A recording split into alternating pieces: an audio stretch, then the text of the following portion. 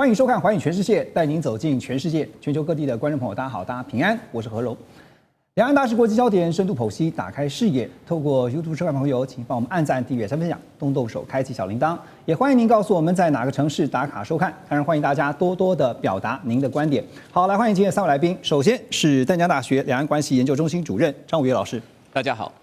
另外，前大使、资深外交官金文基大使，何荣好，各位朋友大家好。还有资深时事评论员王尚志尚志哥，何荣好，观众朋友大家好。好，今天节目一开始，带着观众朋友先来看的是对于中国大陆来讲最重要的一场盛会也就是最近才刚闭幕的4中全会。那历时4天在北京召开的4中全会，它的全称呢是第20届中央委员会第4次全体会议。23号正式闭幕，会中审议通过2万字的中共中央关于制定国民经济和社会发展第15个5年规划的建议，外界简称是“1055”也就是作为中国大陆未来5年从2026到2030大陆经济跟社会发展擘画的重要方向。而在4中全会的召开前夕，我们也看到了包括中央军委会的副主席何卫东，还有军委苗华，总共有9名上将遭到双开除了党籍跟军籍那首先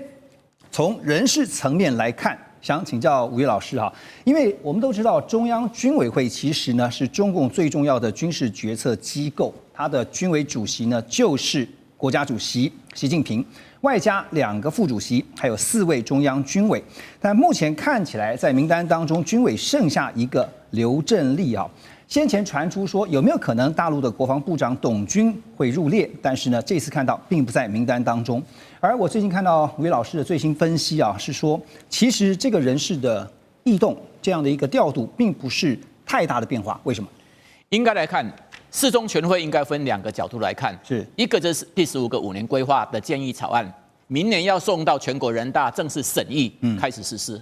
第2个就是有关于人事的更迭，从3中到4中以来的一些人事更迭怎么更迭？我们讲说大的变化是讲什么？这一次当然某种程度，如果就解放军，这是一个重大的变化。有多大变化？我们看到第一，军委副主席现任军委副主席，就是何卫东，政治局委员被拔除了，是，而且由张升敏来替代。那第2个，你刚刚所说的中央军委会的构成是一个军委主席、2个副主席、4个委员。现在4个委员当中是1缺3，只剩下1个刘振立，3个都没有。那如果从这个角度，第3个你再看，从这一次所递补的中央候补委员、递补中央委员当中，11个当中有将近4个本来是应该轮到军方递补的，1个都没有递补，军方通通被跳过去的。这代表什么？代表这个军方的整顿还没有结束。所以如果从解放军的角度来看的话，这一次人事确实是很大的变化。但是我说的政局没有大变化，原因在哪里？因为中央政治局常委1个都没有动，说原先那些天桥说书的说什么哪些人会进到常委准备接班的中央政治局委员只少掉1个，就是我们看到的何卫东。张升民就算升到军委副主席，中央委员会也没有补选他做政治局委员，所以政治局委员1个也都没有动。对。有动的话，大概就是11位中央委员新增补的。那新增补的当中，就是你刚刚说的，在4中全会以前来讲的话，已经有9位上将，其中有8位有中央委员的这样一个所谓资格的，他们通通被取消。所以我们应该区分得很清楚。如果从解放军这一次，当然是史无前例最大的人事的变动。但是如果从中共中央的政局角度来看的话，连一个政治局委员的新补都没有。更不要讲常委，所以怎么称它是大变动？未来中央军委入列的那个考量会是什么？您觉得？我想应该这样来看，我们来看说，为什么理论上中央军委这么重要的一个决策机构，就军事上决策机构，最高军事决策机构，那它竟然呈现半数以上的出缺。因为我们仔细看如果在以4中全会以前，那9个上将还没有被公布以前的话，大概大陆的上将的编制大概有35个左右。是。那35个左右，我们如果仔细扣到有关的那9个还没有公布以前呢，有正常露脸的，有公开露面的这个部分，大概只剩下13个左右。其中有22个，要么就是不露面，要么就是谣传，要么就是应该所谓的露脸的场合他不露脸。那这些人大家会认为有事了嘛？所以理论上，如果我们看到有3位军委会的委员出缺了嘛，如果他真的是要常态性的话，应该至少有从13位目前为止算是正常肉年有公开活动的上将当中来拔擢进到中央军委，这里面就包括像你刚刚所提的董军嘛，是。可是习近平并没有嘛，那没有代表什么？就代表说第一个军方这个整顿大概还没有告一段落，所以我们可以看到说，为什么新进的中央委员，军方的中央委员这一次只有所谓的出缺。从来没有一个递补，递补的全部都跳过去了嘛，这代表什么？代表这个整顿也还没结束嘛，对，所以那当然第三个也代表什么？也代表习大概对军方，我的看法跟别人不一样，就是因为牢牢掌控 ，OK， 所以说从这个角度当中来讲的话，北京在这个整顿当中来讲的话，他也并不在乎说哪一些军委委员是不是少一点，但是他知道。这个结构性的问题，如果不能够釜底抽薪，在任用新人又出现了问题来讲的话，那这个对军中的士气、对领导人的威信都是一个打击。中央不急，其他人急什么呢？哈，就是说整顿还没有结束啊，但是现在外界已经绘声绘影啊，传得沸沸扬扬。包括呢，刚才老师特别提到，还有一些天桥说书的，还包括谁呢？外媒 BBC 呢对此还下了评语啊，说信任危机，无人可用哈。但是我们要问的是，外媒真的了解中共中央，包括北京？中央最高层的思维吗？那日前呢，我们刚刚说绘声绘影的传言呢，就是一句话说张又侠要升任军委主席，胡春华来接班。这个民间的传言呢，最后证实是完全落空的。当然，也有人就说呢，这个到底了不了解中共中央的思维？你了不了解他们的权力结构呢？因为胡春华曾经被视为是团派默认的接班人，而同属团派的前中央总书记胡锦涛呢？在2022年中共20大闭幕会上，在全球的直播面前，看到画面上好像似乎是被请出了会场。胡春华呢，从2023年开始卸任了国务院的副总理担任第14届政协副主席，从此就没有再担任任何的实权职务。当然，现在绘声绘影呢，最后证实。确实是空穴来风啊！大使如何看待在这段期间，尤其四中全会对于中国大陆来讲是非常重要的一个，不管尤其是在制定经济政策方面哈，怎么看现在中共高层权力结构目前的状况呢？这个流传这个新闻啊，套一句那个川普常用的一句话，对吧 ？Fake news， 假新闻，而且是海外在流传，中国大陆不会有这种想法，因为太离谱了。你知道说张又侠接任这个军委主席，这是完全不了解中国共产党以党领军啊，这显然没有一个常识的说法，连常识都不够。中国共产党一向是党指挥枪，是，所以这个最重要的党指挥的机制就是中央军委，没错，中央军委一向都是这个党的这个最高领导人在负责，然后呢，军人的话那就是军委的副主席啊，2个副主席啊。那这次比较有一点变化，就是过去副主席中间可能会有一个是文人啊，这次就还是维持2个都是军人这样子啊，军方出来的背景，所以这个部分我觉得就变成就是说，要不然出于无知啊，要不然就是故意在那边造谣生事啦，这个完全跟中国大陆，尤其中国共产党的这个长期以来传统是完全不相符的。不过这也反映一点，其实现在我觉得美国人还有很西方媒体他们很多在做报道的时候他们真的缺乏对中国的认识，就胡乱的乱拼凑、乱造谣。那这里面就变成就是说，常常我觉得中国大陆有的时候讲话，因为我们中国人讲话这个文意里面有些事情要 read between the line 或者你要听得懂中国话，它的表面的意义跟它生存的意义。现在我真的怀疑，就是说，即使是川普政府里面的高官还有他政府里面的这个负责这个对中国事务可能极欠缺这方面的认知。那这个是非常离谱的一个谣传不过我认为啦，这个后面你说要是谁呢？这些背后是谁？我认为当然是美国啦、英国啦、日本然后这些比较在习惯于在这个台面下运作这些单位在运作，然后呢，再透过一些，尤其美国，你现在发觉有很多这些明明中国人，可是他是反对中国的，反对中国大陆的这些在那边造谣生事啦。那另外一方面，你说胡春华接班，也是蛮离谱的怎么会想到他？对，那就变成这个好像这完全跟中国大陆很多事情它是有一定脉络、有一定传统、有一定规定，那有一定步骤的这样子的做法是完全在状况太离谱了哈！太离谱了。对，而且胡春华老早就离开了这个所谓的中央的领导班子里面了。对，那所以就会突然提到他，我觉得就是说，看起来好像真的是就是这么离谱一个消息啊，所以从出发点是有问题的。对，从大使刚刚的分析啊，就是建议所有要分析中国政情的西方专家们呢，必须先做一件事情，先去学汉学。从语义当中呢，你要知道，除了表面上的文字意义之外，还有深层意义哈。那当然，现在这个上海复旦大学，来我们来看啊，中国研究院的副研究员叫刘典啊，他表示说，因为这次四中全会，大家关注的还是未来5年的计划，15规划呢将会以科技创新作为推动高品质发展的核心动力，聚焦关键核心技术的突破，特别是在半导体、人工智慧、量子科技这些卡脖子的领域加速攻关。那同时呢，推动传统产业智慧化、数位化转型，还有支撑现代产业体系的建设。来，我们来看一下这个新华社哈，他们就是有一个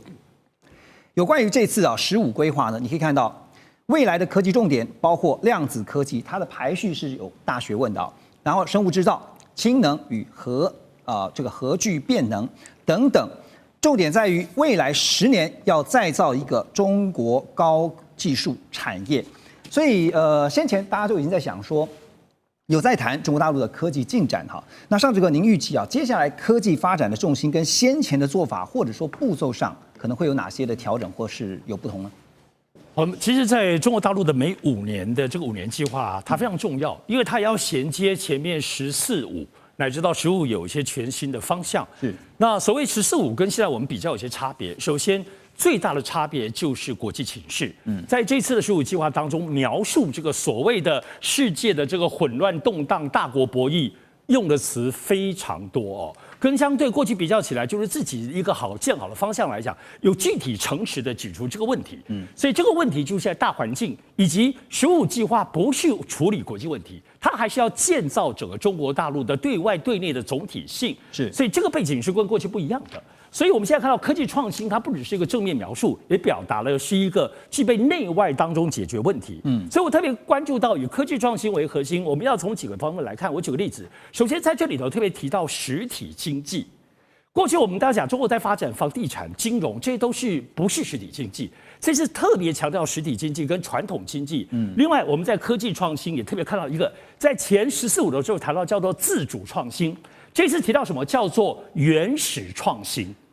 这个词很有意思。原始创新，我想这表示说，我们就是了解在这几年当中，对于光刻机或等等，中国大陆过去的科技发展是全方位的，但是比较忽略本质从0到1的。所以这次我们看到科技创新，它特别提到原始创新取代了自主创新这个用词，很值得注意哦。同时，其外我们看到像绿色经济，都知道现在像新疆呀，真的变成是当红炸死机，这真的可以说是绿能风电的极致。可是这次也特别提到。绿色经济的发展不只是环保啊、新能源这些，他特别强调绿色经济里头也要创新，也要跟科技绑在一起。你不能只有创新，没有跟科技绑在一起。所以这个部分我们也可以看到，这一次的科技创新，我认为真正的核心是一如我们这几年开始感受到的，中国大陆什么东西都绑在一起，特别是军事。特别是民用、民营跟经济的发展出来技术都可以绑在一起，材料或各方面都可以绑在一起。所以我认为15当中的科技创新可不是在想掉刚刚那么多好像多头马车，最特别的是它的相互的从实体经济、科技创新、绿色经济乃至于扩大内需，这个巨大的4条路线的相互像绑麻花的这个捆绑，我们在14、5看后期看到。这样子的新的建设方式，而且有别于其他包括美国的各走的多头马车，而形成在这几年我们感受到中国大陆科技实力的这种捆绑性。所以刚刚何荣指出很重要，这是过去没有提到的。像这次就是发改委因为是主导，这是15的这次的计划建议，所以他的这个主委在记者会上，这个郑乍杰他就特别提到刚刚何荣讲最后一点，具体指出15要完成一个。10000亿的全新的高新企业的产业聚落，而且就是从刚刚提到的那么多种科技发展当中摆明了，而且有自信的，会出现个比腾讯、阿里巴巴可能还更大的这些的新的科技的聚落，成为实务的一个代表作或者是领头羊。我想这也显示说，中国大陆在科技发展的重心上当中，非常知道自己，也非常知道外在的环境。特别是我提到这个麻花捆绑的，有别于过去多头马车的这种试错，感觉起来在在这次的2025年到2030年之前是。它将会体现到最后我们提到的，它最后的结论提到，在所谓的这个中发达国家水平的收入，这个当中大家估算大概就2.2亿，2.2万这个美金的收入，是因为现在大概是1.6万美金，所以这个具体的无论如何排除所有外界的这个干扰的形象，还是要达到这个具体人民整个生活环境的水平。对，中美科技争霸的格局大概不会变了，但接下来就像刚才尚志哥所说的，中国大陆要告诉全球的就是呢，从0到1，我们拼了，马上回来。2025全球局势必须关注，中美赛局牵动地缘风险，连带影响台海两岸未来。寰宇全世界，关心全世界，权威分析，专业观察，客观立场。每周6日，请您准时锁定，一同关心全球大事的瞬息万变。欢迎您继续回到寰宇全世界。好，我们说中美竞争，不管是在科技，还有呢在经济，这个完全就是在经济这个竞争当中的重中之重啊。那中共中央呢举行了新闻发布会啊，就看到了大陆的商务部长王文涛，他阐述了15规划。有4个重点，包括了第一，就是要积极扩大自主开放，要围绕扩大经贸朋友圈，打造这个开放高地。第二个就是推动贸易发展，推动进出口的平衡发展，而且要加大力度扩大进口。第三是拓展双向投资空间，那要擦亮投资中国的品牌。第4个呢，就是又要重视中国经济，也要重视中国人经济。简单来说，就是我们常常听到一句这个白话文就是货出得去，钱进得来。但现在我们都知道，在整个大环境，就是美中的贸易战看起来还没有进到一个休止的状态下，这样的目标要怎么落实呢？吴宇老师，我想大陆方面会认为说，现在是面临到100年未有的重大变局嘛，几个地方发生了很大的改变了。地缘政治让全球的这样一个原来一个稳定的体系，产生了很多局部的冲突的可能。那第二个，全球原来一个很好的供应链的完整体系的全球化，现在被地缘政治跟一个供应链的保护主义全然的所谓打破了。对，那第3个，当然川普上台之后，整个引发的国际政经的一个结构性的变化嘛。那大陆要因应来讲的话，以经济增长无非是3头马车嘛。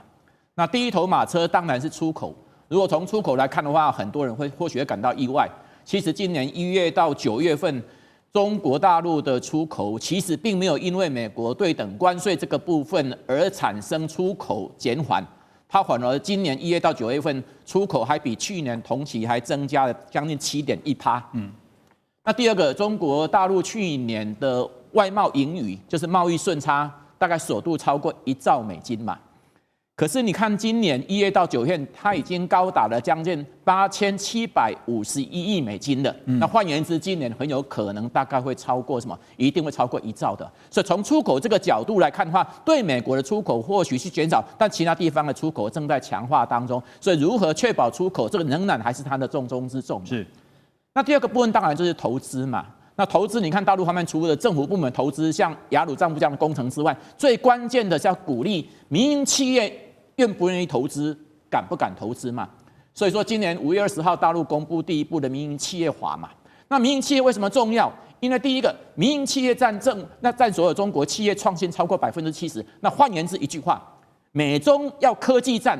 大陆想要突围，只能靠民企，不可能靠国企嘛？这怎么可能嘛？对。所以因此，那第二个，民营企业占什么？占所谓的城镇就业人口超过80%嘛。你要解决就业的问题，一定要靠民企嘛。所以投资的部分，除了政府部门投资外，最重要的民企这些，特别是高科技这个部分，能不能自主创新，这扮演很重要的角色。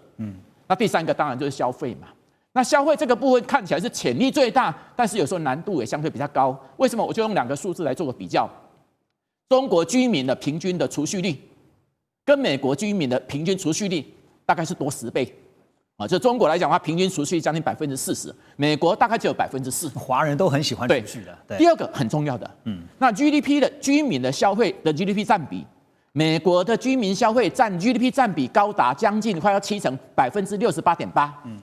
中国大陆大概40%都不到。所以美国为什么贸易赤字？就讲直接的一句话，就是好吃懒做，就是怎么进口多出口少嘛。所以，但是你要让民众广大的储蓄率以及民众的消费力要提升，你就要让他有信心嘛。所以我们认为说，其实未来他要做的几个，除了所谓的持续稳出口、分散市场之外，他一定要强调科技上的自主创新，才能够突破相互的卡脖子。更重要的，在有关于投资跟消费问题上，一定要能够提升得上来，才能够确保它的经济增长不坠嘛。对，所以从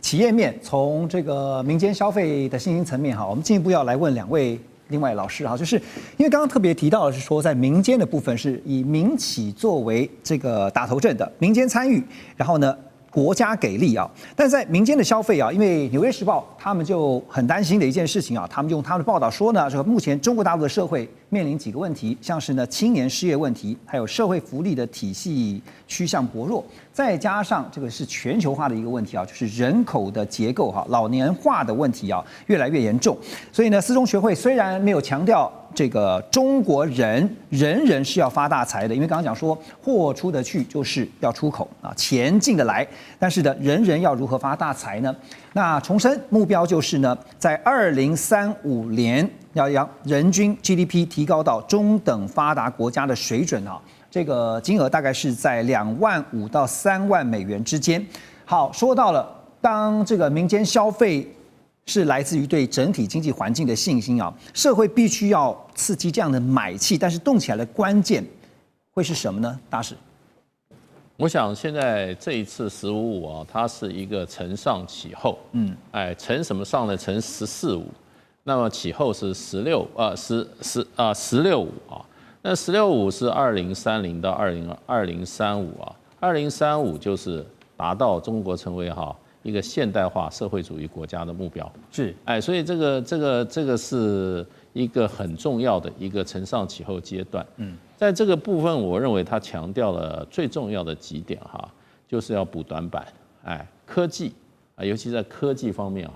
这一些还被人家卡住脖子的地方都要致力的所谓的要抓创新，要研究，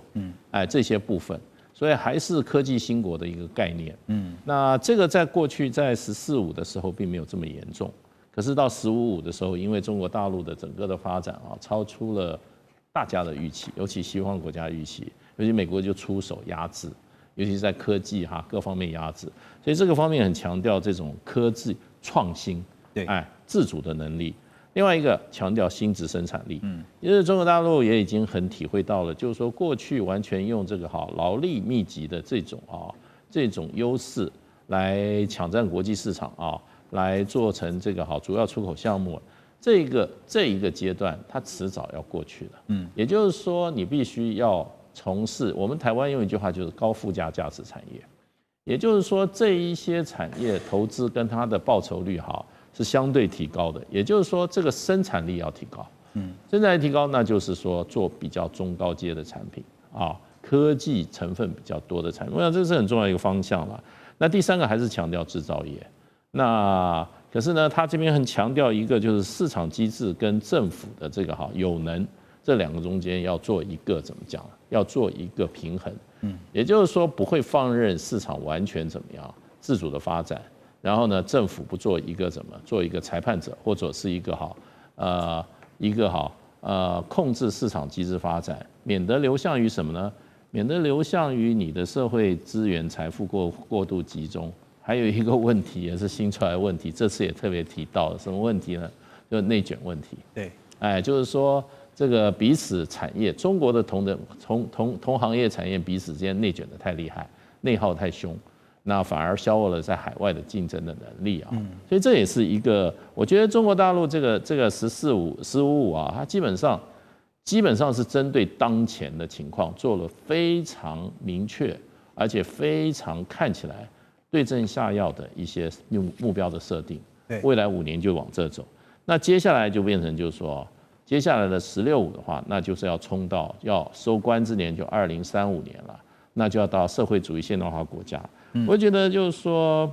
这个《纽约时报》把这个2035年啊，这个所谓的中等发达国家的水准定了25000到35000美元之中。他们算一算，这样算的话 ，GDP 是美国的多少？已经超过美国。看看中国，想想美国，不，已经超过美国非常多了。对，那事实上你要到了25000到3万，台湾现在差不多也3万左右啊。那事实上社会上就是已经相当进步的这个情况了。是，而且这个总额算起来乘以这个14亿人的话，那你看 GDP 总额是然后超越美国了。所以这就是说，我觉得中国大陆还是蛮务实的。也就是说，也没有忘记这个国家基本上还是一个社会主义国家，它必须要照顾到所有的人。这个发展的过程中，要必须照顾所有人，而不是资本主义。你知道，美国是一个非常社会达尔文主义的国家，美国是路有冻死骨啊，然后这个朱门酒肉臭。你看它满街那个 homeless， 然后丧尸，很多大城市都这个问题。是，你看川普怎么解决？川普是用警察把他们赶走，有说分一碗饭吃给他们没有？川普现在对于美国的所有的市容的不满，他都会用军队把这些人赶走，赶到哪里不知道。对，这不是解决问题的办法。我现在看到美国这个川普的做法似乎也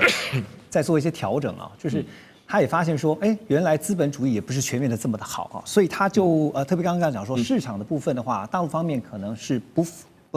不去干预，但是呢也不会去放任。但是民间的消费信心啊，因为还是回归到说这个消费信心要如何来提振，怎么样让民间的储蓄率的这个部分，因为真的很高，但是怎么样让这些钱能够进到市场，这个是迫切的关键。我想，其实大陆长久以来对于所谓扩大消费，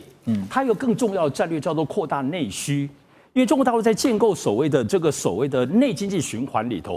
这个大架构还是内需，而消费是其中的一块。当然，消费当中会刺激很多的这个部分动能，所以呢，所谓这个消费的心态、消费的实质中间要有消费的信心。好，过去为什么能消费？因为房地产，因为房地产大家都有房子嘛，然后都投资，都觉得房子在看涨，股票在上涨，所以大家觉得未来会很有钱，所以大家狂消费。所以现在很重要的是，中国大陆已经，特别是在这次15计划当中去掉房地产了，去掉这些非实体经济作为过去仰赖的重心。好，你没有房地产，让人们觉得自己有钱，未来房地产上涨，你怎么刺激消费？所以现在难就难在，就是现在既然就是以科技创新作为核心，你要把原来的房地产这个心脏换掉。换成科技创新，那你怎么做？所以我们其实看到中国大陆已经在做，在这下半年2024已经在实行，就是如何把科技创新的应用场景能够体现在不只是制造业有机器手背，你甚至更